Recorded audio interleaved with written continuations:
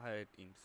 आज की class start करते हैं। कल की क्लास में हम नंपाई एरेज हमने काफ़ी मेथड्स देख लिए थे। नंपाई एरे में क्या होता है, किस तरीके से नंपाई एरे डिफ़ाइन होता है और कौन कौन से मेथड्स होते हैं नंपाई एरे के अंदर। आज उसी को कंटिन्यू करेंगे। नंपाई को क्लोज आउट करेंगे। नंपाई को क्लोज आउट करने के बाद थोड़े से स्टैटिस्टिक्स देखेंगे। स्टैटिस्टिक्स क्या होता है, क्या मेथड्स हमारे पास स्टैटिस्टिक्स जनरल मैथमेटिकल स्टैटिस्टिक्स में होते हैं। तो स्टार्ट करते हैं, नंपाई एरे को ही कंटिन्यू करते हैं। एक चीज़ जो कल से कंटिन्यू करनी है आगे, that is adding arrays, right. सो नंपाई के अंदर एडिंग और समेशन दो तरीके मौजूद हैं एरेज को ऐड करने के लिए। तो दोनों की डिफरेंट पर्पसेस होते हैं, दोनों डिफरेंट तरीके से काम करते हैं। तो सबसे पहले तो नंपाई इंपोर्ट करा लेते हैं एज एन पी। ठीक है, नंपाई इंपोर्ट कराने के बाद हम दो एरेज जो हैं वो डिफ़ाइन करते हैं। सो पहला एरे मैं डिफ़ाइन कर लेता हूँ सिंपल सा 1 2 3 का, 1 2 3। और उसके बाद मैं दूसरा एरे डिफ़ाइन कर लेता हूँ, दूसरा भी 1 2 3 ही डिफ़ाइन कर लेते हैं। सो ये मेरा पहला एरे हो गया और ये मेरा दूसरा एरे हो गया। ठीक, अब दो मेरे पास नंपाई एरेज डिफ़ाइन हो गए। अब पहले चेक करते हैं कि अगर इन दो एरेज को हम ऐड करें तो क्या रिज़ल्ट आएगा। तो जो भी समेशन या एडिशन या जितने भी मैथमेटिकल ऑपरेटर्स अभी हम यूज़ करेंगे, उन सब का रिज़ल्ट आपने किसी नए एरे के अंदर सेव कराना होता है, क्योंकि एक नया एरे बना के देते हैं। तो मैं एक नया एरे बना लेता हूँ और सबसे पहले ऐड का मेथड लेता हूँ। तो नंपाई ऐड, दो एरेज हैं मेरे पास, एरे 1 और एरे 2, और उसके बाद मैं प्रिंट करा लेता हूँ न्यू एरे को। सो यहाँ पे इसने एक नया एरे बना दिया, सेम 1D एरे, जो हमारे पास दो एरे थे उन दोनों को ऐड करके इसने एक नया एरे बना दिया। ठीक, अब इसमें अगर आप देखेंगे तो इसने वर्टिकल एक्सेस के ऊपर दोनों को ऐड किया। तो 1 + 1 2, 2 + 2 4, 3 + 3 6। सो ये दो एरेज को ऐड कर रहा है, राइट। अब मैं अगर इनको सम करूं, new array is equal to np.sum array 1 और एरे 2, इन दोनों को सम करके एक नया एरे बना दो। सो ये क्या करेगा, ये ओवरऑल दोनों की वैल्यूज़ को लीनियर जाके सम कर देगा। सो ये किस तरीके से काम कर रहा है, 1 + 2 3, 3 + 3 6, 6 + 1 7, 7 + 2 9, 9 + 3 12। सो यहाँ पे इसने 12 दोनों एरेज को सम करके लीनियरली 12 लिख दिया। So this is the difference between array and addition, sum and addition. अगर आप सम करते हैं तो ये दोनों एरेज को सम कर देता है लीनियरली, और अगर आप ऐड करते हैं तो ये दोनों एरेज को वर्टिकली ऐड करता है, राइट। सो ये वर्टिकली ऐड कर रहा है। व्हाट इफ़ अगर हॉरिजॉन्टली ऐड करना हो, तो कल हमने एक्सेस का कॉन्सेप्ट भी देखा था। तो सिमिलरली हम एक्सेस का कॉन्सेप्ट यहाँ पे भी लगा सकते हैं। सो अगर हम एक्सेस चेंज करके ऐड करें, ठीक, तो ये दोनों को सम कर देगा डिफरेंट एक्सेस के ऊपर। ठीक है, सो 1 2 3 बहुत कॉमन हो जाएगा और हम इस तरीके से समझ में नहीं आएगा। काम करते हैं, एक नया एरे डिफाइन कर लेते हैं जिसकी वैल्यूज़ थोड़ी सी डिफरेंट हों, ताकि हमें समीशन और एडिशन क्लियर हो। तो पहला मैं कर लेता हूँ 1 2 3 और दूसरा मैं कर लेता हूँ 4 5 6। सो इससे हमें ये कॉन्सेप्ट जो है वो ज़्यादा बेहतर तरीके से क्लियर हो जाएगा। ठीक, अब ये मैंने दो एरे नए डिफ़ाइन कर दिए, 1 2 3 और 4 5 6। सो इन दोनों को अगर हम सम करेंगे तो 12 क्या रिज़ल्ट आएगा पहले वो देख लेते हैं, विदाउट एनी एक्सेस। ठीक है, so new array is equal to np.sum, और कौन से, एरे 1 और एरे 2। ठीक, और print new array, sorry bracket भूल गया। सो 21, लीनियर सम दोनों का 21 है। अब हम लगाते हैं एक्सेस। ठीक, so new array is equal to np.sum array 1 array 2, और अब मैं इसको एक्सेस दे देता हूँ पहले 0। ठीक, सो अब प्रिंट करते हैं न्यू एरे को। सो जब मैंने इसको एक्सेस दी तो इसने कर दिया 579, यानी एक्सेस 0 पे ये वर्टिकली सम कर रहा है. सो 1 + 4 5, 5 + 2 7, 6 + 3 9. अगर मैं इसकी एक्सेस चेंज कर दूँ, मैं इसकी एक्सेस 1 कर दूँ, तो क्या होगा? तो अब इसने हॉरिजॉन्टली सम कर दिया. सो एक्सेस 0 हमारी वर्टिकल एक्सेस होती है इस तरीके से, और एक्सेस 1 हमारी हॉरिजॉन्टल एक्सेस होती है. जब मैंने इसको एक्सेस 1 पे समेशन करने को कहा, तो इसने 1 2 3 को ऐड करके 6 दे दिया, और 4 + 5 9 + 6 15 इसने ऐड करके एक नया एरे बना दिया. सो ये डिफरेंस है एक्सेस 1 और एक्सेस 0 पे सम करने का, right. So this is how addition works in NumPy. NumPy के 2 एरेज अगर आपने समेशन करने हैं, ऐड करने हैं, सॉरी. और एक और चीज़ होती है कम्युलेटिव सम, ठीक है. सो कम्युलेटिव सम क्या होता है? कम्युलेटिव सम के लिए आप एक एरे ले लें, अगर np.array, और मैं इसको देता हूँ 1 2 3, राइट. और अब मैं इसको कहता हूँ न्यू एरे जो है मेरा, इसको कम्युलेटिव सम कर दो. कम्युलेटिव का कम और सम, ठीक. और अब मैं इसको प्रिंट कराता हूँ न्यू एरे को, जिसमें मैंने अपना कम्युलेटिव सम सेव किया. टी एक एक्स्ट्रा लग गया. सो 136. अब कम्युलेटिव सम किस तरीके से काम कर रहा है? ये हर प्रीवियस वैल्यू को नेक्स्ट आने वाली वैल्यू में ऐड करता है. सो 1 तो ऐसे ही आ गया, 1 + 2 3, 3 + 3 6. तो इस तरीके से कम्युलेटिव सम काम करता है. अच्छा, कम्युलेटिव सम के बाद एक मल्टीप्लिकेशन देख लेते हैं. मल्टीप्लिकेशन,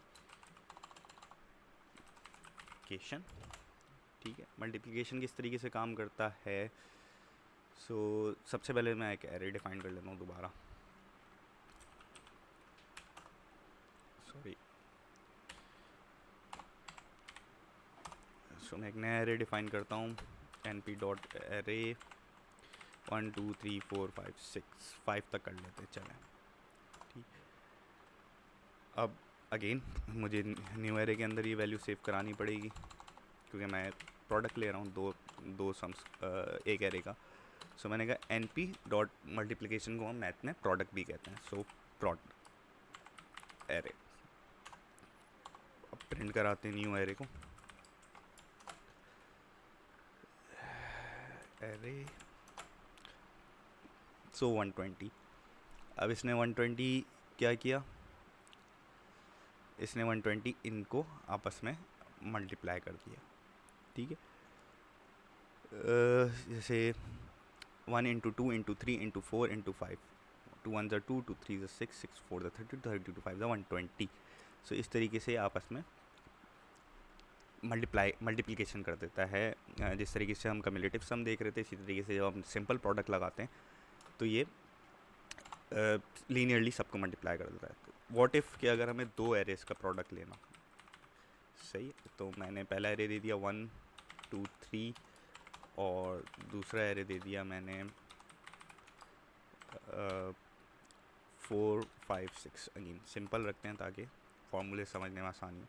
सो अगर मुझे 2 एरेज का प्रोडक्ट कराना हो, तो np.prod, और इसके अंदर मुझे एरेज पास करने पड़ेंगे, जो 2 एरेज का मुझे प्रोडक्ट कराना है. तो मेरा एरे 1 और एरे 2 2 एरेज हैं. अब मैं प्रिंट कराता हूँ न्यू एरे को. सो अब इसने 720 दे दिया. इसने 4 1 = 4, 2 5 = 10, 6 3 = 18, और फिर आपस में मल्टीप्लाई करके 720 का रिज़ल्ट दे देता है, सही. अगेन इसमें भी एक्सेस काम करती है. अगर आप एक्सेस 1 या एक्सेस 2 पे कराना चाहते हैं तो आप करा सकते हैं. मैं इस पे एक्सेस 0 पे पहले करा देता हूँ, ठीक है. Access 0, print new array. So इसने 0 एक्सेस यानी वर्टिकल एक्सेस पे करा दिया. 4 1 = 4, 5 2 = 10, और 6 3 = 18. और अगर मैं इसको फर्स्ट एक्सेस पे करा दूँ तो ये हॉरिजॉन्टली कर देगा. 2 1 = 2, 3 2 = 6, यहाँ पे 6 आ गया.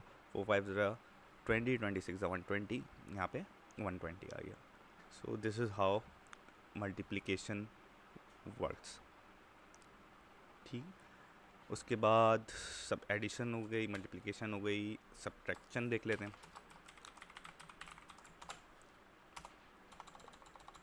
सब्ट्रैक्शन क्या हो गया आज कीबोर्ड को। सो सब्ट्रैक्शन अगेन जिस तरीके से सम काउंट करता है उसी तरीके से सब्ट्रैक्शन भी काउंट करती है, काम करती है। तो अगर मैं ले लेता हूँ सपोज़ एक एरे ले लेते हैं, np.array, और ये ले लेते हैं 10 20 30, राइट। अब सब्ट्रैक्शन मुझे जो है, सबसे पहले मैं एक न्यू एरे ले लेता हूँ। सब्ट्रैक्शन के लिए हम डिफरेंस इस्तेमाल करते हैं, तो np.diff यानी डिफरेंस और एरे, सिंपल एक डिफरेंस निकाल के देखते हैं यहाँ पे हमारे पास क्या आंसर आएगा। सो एज एक्सपेक्टेड ये हमें लीनियरली जो है वो डिफरेंस दे देगा। ठीक, इसके बाद हम थोड़े से सेट ऑपरेटर्स देख लेते हैं। ठीक है, सेट ऑपरेटर्स, सेट ऑपरेटर्स क्या हैं? सेट, अगर आपको मैथ्स आपने पढ़ी हो तो मैथ्स में सेट्स जो होते हैं वो यूनिक एलिमेंट्स होते हैं। यूनिक एलिमेंट्स के ग्रुप को एक सेट कहते हैं। सिमिलरली नमपाई के अंदर भी सेट ऑपरेशन इसी तरीके से काम करते हैं। तो इसमें हमारे पास 4 मेथड्स हैं, यूनियन, यूनिक, यूनियन, इंटरसेक्शन और डिफरेंस। ठीक, सो सबसे पहले हम यूनिक देख लेते हैं। तो मैंने एक एरे डिफाइन किया, np.array, और मैंने कहा 1 1 1 1 2 2 3 4 कुछ भी 6 8, राइट। अब इसमें मेरे पास रिपीटेटिव वैल्यूज़ भी आ रही हैं। तो अगर मैं इसमें यूनिक का मेथड लगाऊंगा, np.unique,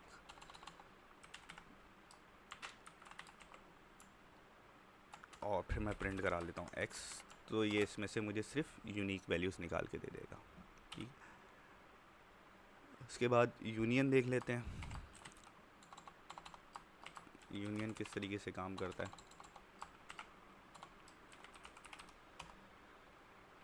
सो एक एरे ले लेते हैं हम, डॉट एरे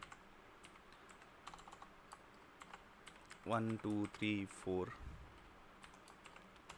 और दूसरा एरे ले लेते हैं हम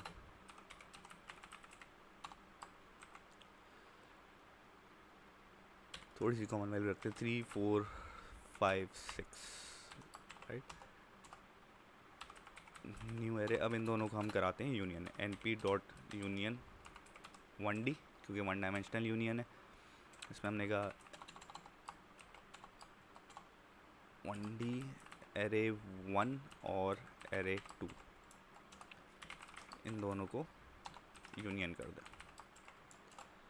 सो इसने इन दोनों को यूनियन कर दिया और जो कॉमन वैल्यूज़ थी उसको as per set rules eliminate कर दिया। तो 3 और 4 हमारे पास 2 बार आ रहा है, इसलिए इसने सिर्फ एक बार लिया और फिर 5 6 ले लिया। So this is union. अगर इसकी इंटरसेक्शन कराएं, so new array is equal to np.intersect 1d array 1 array 2 और प्रिंट न्यू एरे।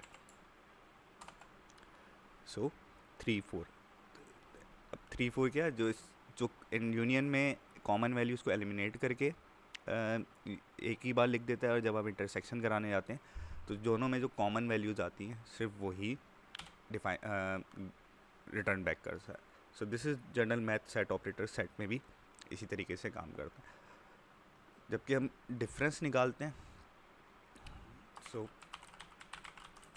अगर हम डिफरेंस निकालें, सो डिफरेंस कैसे निकलेगा, new array np.set difference 1d है। So this will be array 1 और array 2, print new array. So it will give you 1 and 2।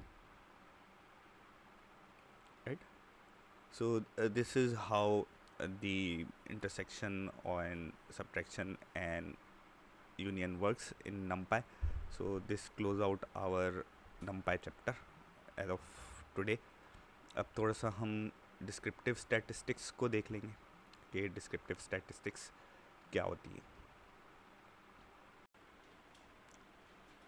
सो थोड़ा सा डिस्क्रिप्टिव स्टैटिस्टिक्स या स्टैटिस्टिक्स की थ्योरी पढ़ेंगे कि स्टैटिस्टिक्स की थ्योरी क्या होती है और किस तरीके से स्टैटिस्टिक्स काम करते हैं. इसकी थ्योरी पढ़ने की वजह ये कि अब जब हम विजुअलाइजेशंस पे जाएंगे, अगला टॉपिक हमारा मैटप्लॉटलिब ही है जिसमें हम डिफरेंट विजुअलाइजेशंस बना रहे होंगे अपने डाटा से रिलेटेड. तो हमें पता होना चाहिए कौन सी विजुअलाइजेशन किस डाटा को या किस मैट्रिक्स को रिप्रेजेंट करने के लिए ज़्यादा यूज़फुल है. तो विजुअलाइजेशंस पता होने से पहले आपको स्टैटिस्टिक्स के बारे में पता होना ज़रूरी है कि स्टैटिस्टिक्स क्या होते हैं. ठीक है, तो स्टैटिस्टिक्स जनरली हर किस्म की साइंस और बिजनेस एप्लीकेशन के लिए मोर यूज़ हो रहे होते हैं और ये हमारे डाटा को इंफॉर्मेशन में तब्दील करने के लिए या डाटा को अंडरस्टैंड करने के लिए यूज़ हो रही होती है. ठीक है. अच्छा, स्टैटिस्टिक्स का मेन जो हमारे पास फोकस होता है that is to make predictions. ठीक, कि हम किसी भी डाटा से के हवाले से उसकी प्रिडिक्शंस बता सकें. मेक प्रिडिक्शन से मुराद ये कि फ्यूचर में इस डाटा सेट पे क्या होगा. सही.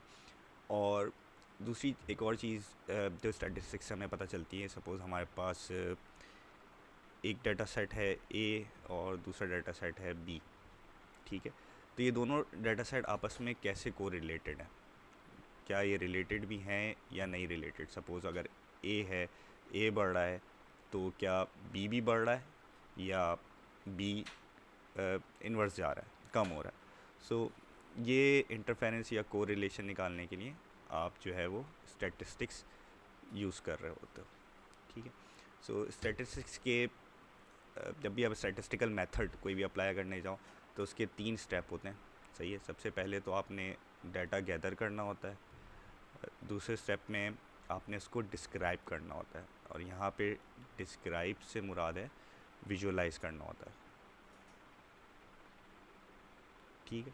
और तीसरा स्टेप है कि आपको कंक्लूजन निकालना होता है किसी भी डाटा का. So these are the 3 steps of any statistical method.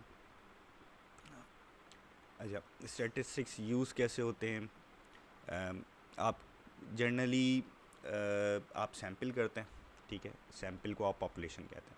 सो जब भी आप डाटा गैदर करते हैं तो जो भी आपका डाटा का सैम्पल आता है वो स्टैटिस्टिक्स की ज़बान में पॉपुलेशन कहलाता है. ठीक. अच्छा, अगर हम इसकी एग्जांपल लेके चलें, इसकी एग्जांपल किस तरह लेके चलें.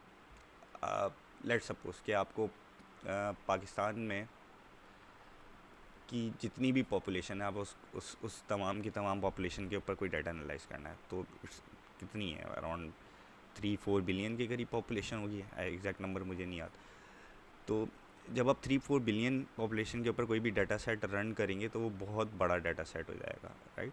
सो आप इस 3-4 बिलियन का एक रिप्रेजेंटेटिव सैम्पल लेते हैं. ठीक है, 3-4 बिलियन का एक अदद रिप्रेजेंटेटिव सैम्पल लेते हैं. Representative sample. तो ये रिप्रेजेंटेटिव सैम्पल आपकी पॉपुलेशन कहलाता है. ठीक. इस सैम्पल को लेने के बाद आप इसके ऊपर डिस्क्रिप्टिव स्टैटिस्टिक्स के मेथड्स अप्लाई करते हैं. ठीक है. अब descriptive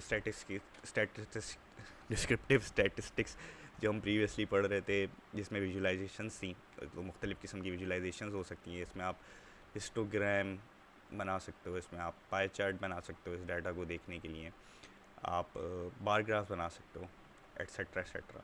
so this is descriptive statistics. Descriptive statistics की जगह आप समरी स्टैटिस्टिक्स भी ले सकते हो.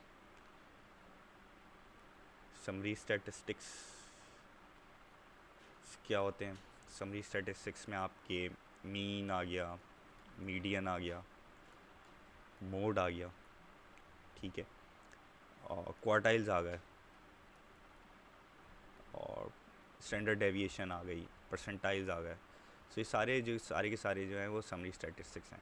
सो मीन क्या है? मीन, अगर आपके पास एक डाटा है 1 2 3 4 5 6, तो इस डाटा के सेंटर के अंदर जो क्लोजेस्ट वैल्यू आ रही होती है 4, this will be mean. Median is average, median जो है वो एवरेज होता है। और मोड क्या होता है? Mode most common value in a data set. So अगर मेरे पास एक डाटा सेट है 1 1 1 2 2 3 4 4 5, तो अगर मैं इसका मोड निकालने जाऊंगा, so most common value is 1, सो इसका मोड आएगा 1। सो ये भी एक यूज़फुल मैट्रिक होता है डाटा को डिफ़ाइन करने के लिए। उसके बाद थोड़े से चार्ट्स को देख लेते हैं। सो हमारे पास मुख्तलिफ़ किस्म के चार्ट्स हैं। सबसे पहला जो चार्ट आता है वो कहलाता है बार चार्ट। ठीक है, बार चार्ट पे आप क्या करते हो? दो एक्सिस होती हैं आपके पास, X axis and Y axis. सही है। एक्स एक्सिस पे यूजली आपके वो पैरामीटर्स आ रहे होते हैं जिनको आपको मेजर करना है। सपोज मेरे पास 4 ग्रुप हैं, या मैं कह देता हूँ कि मेरे पास डेज़ हैं और डेज़ की लीड्स हैं। या मेरे पास सपोज़ जब हम गाड़ियों के मॉडल लेके चल रहे थे तो हमारे पास कार्स हैं, ठीक है, और हमारे पास पीपल हैं जिन्होंने वो कार ऑर्डर करी। तो मेरे पास कार हो गई स्विफ्ट, और दूसरी ले लेते हैं वैगन आर, ठीक है। और स्विफ्ट को जो है वो 10 लोगों ने ऑर्डर किया, और वैगन आर को जो है 20 लोगों ने ऑर्डर किया। तो बार चार्ट्स आपके क्या होते हैं? सिंपल से वाई एक्सिस पे आपकी वैल्यूज़ चल रही होती हैं, और एक्सेस पे आपके पैरामीटर्स चल रहे होते हैं। सो दिस इज स्विफ्ट, यहाँ पे आ जाएगी वैगन आर। सो स्विफ्ट में 10 लोगों ने ऑर्डर किया तो इसकी एक बार आ जाएगी, और वैगन आर 20 लोगों ने ऑर्डर किया तो इसकी एक बार आ जाएगी। सो this is called bar chart. ठीक है। बार चार्ट की एक और टाइप होती है जिसको हम कहते हैं स्टैक बार चार्ट। ठीक, स्टैक बार चार्ट पे हम किस तरीके से डिफ़ाइन करें? सपोज़ हमारे पास स्टोर्स हैं, ठीक है। स्टोर्स मेरा एक कराची में है, एक लाहौर में है, और एक इस्लामाबाद में। और स्टोर्स के अंदर प्रोडक्ट्स हैं, ठीक है। प्रोडक्ट्स मेरे पास क्या हैं? मेरे पास गैजेट्स हैं, मेरे पास फ़ोन्स हैं, और मेरे पास लैपटॉप्स हैं। अब और उसके बाद पीपल हैं जिन्होंने ऑर्डर्स किए हैं, ठीक। सो अगर आपको इन तीन मैट्रिक्स को कंबाइन रिप्रेजेंट करना है एक बार ग्राफ में, तो आप स्टैक बार चार्ट यूज़ करते हो। इस तरीके से वाई एक्सिस पे तो आपके न्यूमरल्स आ जाएंगे, लेट्स सपोज कि 10 लोगों ने ऑर्डर किया है, 20 लोगों ने ऑर्डर किया है, या 30 लोगों ने ऑर्डर किया है। एक्स एक्सिस पे आपकी आ जाएंगी स्टोर लोकेशन, जैसे कराची, लाहौर, इस्लामाबाद। अब आप डिफरेंट प्रोडक्ट को डिफरेंट कलर दे सकते हो। जैसे मैंने कहा, रेड से मेरे पास आएंगे गैजेट्स, उसके बाद ब्लू से मेरे पास आएंगे फ़ोन्स, और उसके बाद मेरे पास ग्रीन से मेरे पास आएंगे लैपटॉप्स, ठीक है। सो अब मैं अगर इसको मॉडल करना चाहूँ, सो लेट सपोज़ कराची में 10 लोगों ने जो है वो फ़ोन ऑर्डर करे, लाहौर में 15 लोगों ने फ़ोन ऑर्डर करे, और इस्लामाबाद में 5 लोगों ने फ़ोन ऑर्डर करे। So red is representing gadget order करे। अब मैं आता हूँ फ़ोन पे। सो 5 और लोगों ने कराची में फ़ोन ऑर्डर करे, लाहौर में 10 लोगों ने फ़ोन ऑर्डर करे, और इस्लामाबाद में भी 10 लोगों ने फ़ोन ऑर्डर करे। और लास्ट मेरे पास मैट्रिक्स है लैपटॉप। सो कराची में 15 लोगों ने लैपटॉप्स ऑर्डर करे, लाहौर में 5 लोगों ने लैपटॉप्स ऑर्डर करे, और इस्लामाबाद में भी 5 लोगों ने लैपटॉप्स ऑर्डर करे। सो this is called stack bar chart. Stack bar chart की खूबी क्या है कि अगर मैं सिर्फ कराची के टोटल ऑर्डर्स देखना चाहूँ तो मैं टोटल ऑर्डर भी देख सकता हूँ, और मैं उन ऑर्डर्स का ब्रेकअप भी एक ही ग्राफ में देख सकता हूँ। Similar for Lahore, similar for Islamabad. So this is the use of stacked bar chart, ठीक। अच्छा, इसके बाद जो हमारे पास अगली एक और बार चार्ट की टाइप है, जिसको हम कहते हैं हिस्टोग्राम, ठीक है। हिस्टोग्राम और बार चार्ट में मेजर फ़र्क ये होता है कि हिस्टोग्राम यूजुअली आपका सीरीज़ या कैटेगरिकल डाटा जो है वो रिप्रेजेंट कर रहा होता है। जस्ट लेट सपोज कि अगर मैं इसको टाइम सीरीज़ पे ले जाऊँ, ठीक, टाइम सीरीज़ से मुराद ये है कि लास्ट एग्जांपल में जो हम कराची और इस्लामाबाद के स्टोर्स के ऑर्डर देख रहे थे, मैं कहता हूँ कि सपोज़ 2 अक्टूबर को 5 ऑर्डर हुए, 3 अक्टूबर को 10 ऑर्डर हुए, 4 अक्टूबर को 15 ऑर्डर हुए, 5 अक्टूबर को 20 ऑर्डर हुए। तो ये कहलाता है टाइम सीरीज़ डाटा, कि एक टाइम सीरीज़ के ऊपर मेरा डाटा आ रहा है। अगर इसको मैं बार चार्ट के ऊपर रिप्रेजेंट करना चाहूँ तो यहाँ पे मेरे पास टाइम आएगा और यहाँ पे मेरे पास वैल्यूज़ आएंगी। ये वैल्यूज़ इस 5, 10, 15, 20, सही है। और डेट्स आ जाएंगी 2, 3, 4, 5। सो 2 तारीख पे 5 ऑर्डर हुए, 3 तारीख पे 10 ऑर्डर हुए, 4 तारीख पे 15 ऑर्डर हुए, 5 तारीख पे 20 ऑर्डर हुए। सो मेरा हिस्टोग्राम कुछ इस तरीके का बनेगा, right. So this is called histogram. Histogram और बार चार्ट के अंदर अगर आप मेजर फ़र्क देखना चाहो तो ये है कि बार चार्ट के अंदर कैटेगरिकल डाटा आता है, यानी बार के दरमियान स्पेसेस होती है, और आप एक ही बार चार्ट में 2 या 3 टाइप की कैटेगरी भी बना सकते हो। जैसे अगर मैं यहाँ पे करूँ कराची, सो ये कैटेगरी हो गई, लाहौर ये कैटेगरी हो गई। लेकिन जब आप हिस्टोग्राम की बात कर रहे हो तो आप एक ही कैटेगरी डिफ़ाइन कर रहे होते हो और आपकी सारी बार्स कंबाइन होती हैं। इसके अलावा कोई मेजर फ़र्क नहीं होता। उसके बाद अगला जो इम्पोर्टेंट विजुअल है वो होता है पाई चार्ट का, ठीक है। पाई चार्ट सिंपल है, बहुत ही सिंपल विजुअल है। आपके पास एक सर्किल होता है और एक सर्किल के अंदर आप रिप्रेजेंट कर रहे होते हो कि आपके पास कौन सी कैटेगरी है, कौन से वेरिएबल की कितनी वैल्यूज़ है।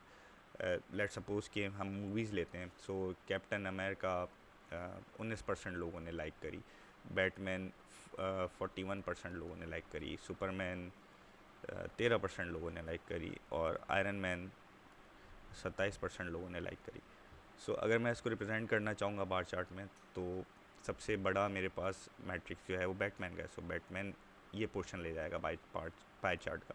इस तरह कैप्टन अमेरिका नहीं है, आयरन मैन मेरे पास से छोटा है, सो लेट्स से ये पोर्शन मेरा आयरन मैन ले जाएगा। सो this is how you define pie chart. अब पाई चार्ट में ज़्यादा बेहतर ये रहता है कि अगर आप 5 से 6 कैटेगरीज़ हों तो आप पाई चार्ट यूज़ कर लें। अगर 6 से ज़्यादा कैटेगरीज आती हैं तो पाई चार्ट बहुत क्लमजी हो जाता है, उसके लिए फिर आप कोई different matrix different visualization use करें। उसके बाद हमारे पास आते हैं बॉक्स प्लॉट।